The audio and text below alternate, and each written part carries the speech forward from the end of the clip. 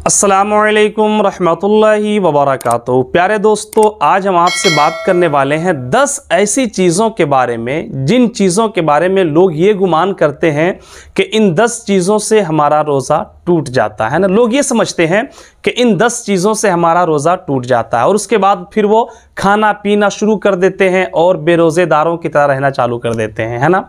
तो आज हम ऐसी 10 चीज़ों के बारे में आपसे बात करेंगे जिन 10 चीज़ों से रोज़ा नहीं टूटता है, मगर लोग ये समझते हैं कि रोज़ा टूट जाता है। तो वो 10 चीज़ें क्या हैं जिनसे रोज़ा नहीं टूटता है, इसकी पूरी तफसील और वो 10 चीज़ें अभी मैं आपके सामने इसी वीडियो में रखूँगा। बस आपसे गुजारिश है कि मुकम्मल वीडियो को आखिर तक ध्यान से देख करके और सुन करके आप समझने की कोशिश कीजिएगा कि वो 10 चीज़ें क्या है जिनसे रोज़ा नहीं टूटता है। लेकिन आप अगर हमारे इस चैनल पर पहली बार तशरीफ़ लाए हैं तो चैनल को सब्सक्राइब कर लीजिएगा, वीडियो को मुकम्मल देख लीजिएगा।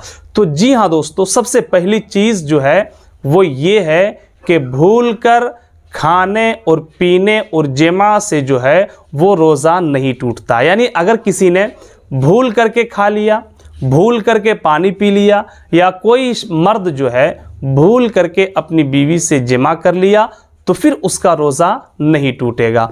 और ऐसे ही अगर किसी शख्स ने मिसवाक कर लिया है ना, तो उसका रोज़ा नहीं टूटेगा। हाँ, टूथपेस्ट, गुल, मंजन, कोलगेट, क्लोजअप, इन सब चीज़ों से मना किया गया है कि ये सब चीज़ें रोज़े की हालत में ना इस्तेमाल की जाए, बल्कि रोज़े की हालत में मिसवाक का ही इस्तेमाल की जाए, अगरचे वो नीम ही का मिसवाक क्यों ना हो। लोग ये समझते हैं कि नीम जो है वो कड़वापन रहता है उसमें और उसका मज़ा जो है हल्क में महसूस किया जाता है, तो रोज़ा नहीं होता। हालांकि ऐसा कुछ भी नहीं है ना। यानी नीम के मिसवाक को भी आप रोज़े की हालत में इस्तेमाल कर सकते हैं, कोई हरज की बात नहीं है। और तीसरी चीज़ है, इंजेक्शन लगवाने से भी रोज़ा नहीं टूटता है ना। अगर किसी ने रोज़े की हालत में इंजेक्शन चाहे रग नस में लगाए या गोश्त में लगाए, है ना, कहीं भी इंजेक्शन लगाए, उससे उसका रोज़ा नहीं टूटेगा। और चौथी चीज़ है कि मुंह से खून निकला है ना, मुंह से खून निकलने से भी रोज़ा नहीं टूटेगा। लेकिन मुंह से खून निकलने के ताल्लुक से जो है ना वो कुछ तफसील है, आप उस तफसील को समझें कि अगर मुंह से खून निकला और खून इतना ज़्यादा निकल आया कि थूक पर गालिब हो गया, यानी थूक कम है खून ज़्यादा है, और उसको आपने अंदर निगल लिया, हल्क तक उसका मज़ा आपने महसूस कर लिया, खून का मज़ा आपके हल्क तक महसूस हो गया, तो फिर आपका रोज़ा टूट जाएगा। लेकिन अगर खून कम है, थूक ज़्यादा है, आपने निगल लिया और हल्क तक जो है उसका मज़ा, खून का मज़ा महसूस नहीं हुआ, तो फिर आपका रोज़ा नहीं टूटेगा। और ऐसे ही पांचवी चीज़ है, नाखून काटने से भी रोज़ा नहीं टूटता। बहुत से लोग ये समझते हैं कि नाखून काटने से रोज़ा टूट जाता है, हालांकि ऐसा कुछ भी नहीं है ना।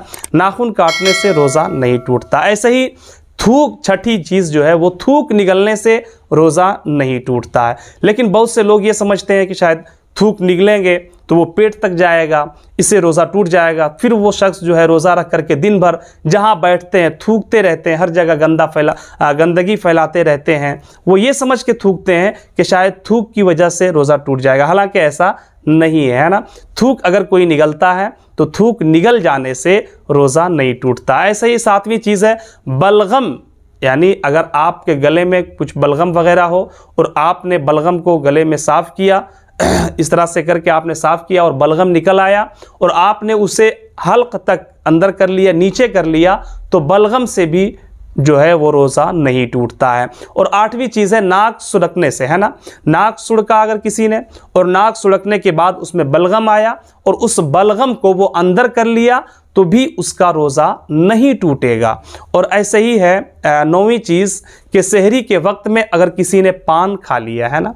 बहुत से लोगों की आदत होती है कि हर खाने के बाद उसे पान चाहिए, तो अगर किसी ने सहरी के बाद पान खा लिया और पान को जो है वो सहरी के वक्त ख़त्म होने से पहले पहले उसने कुल्ली भी कर लिया, मुंह वगैरह को साफ़ कर लिया, लेकिन मुंह में पान की सुर्खी, पान की लाली अब भी अगर बाकी है, तो उस पान की सुर्खी और पान की लाली की वजह से उसका रोज़ा नहीं टूटेगा। ऐसे ही 10वीं चीज़ है दाढ़ी, मोछ, मुँह ज़ेरे नाफ और बगल के बाल और सर के बाल, इन सब के कटवाने और बनवाने से भी रोज़ा नहीं टूटता है। हालांकि बहुत से लोग ये समझते हैं कि दाढ़ी मोछ नहीं बनाना चाहिए रोज़ा रख करके, बाल नहीं बनाना चाहिए, मुँह ज़ेरे नाफ और बगल के बाल नहीं साफ़ करना चाहिए, रोज़ा टूट जाता है। हालांकि ये सब बेबुनियाद बातें हैं।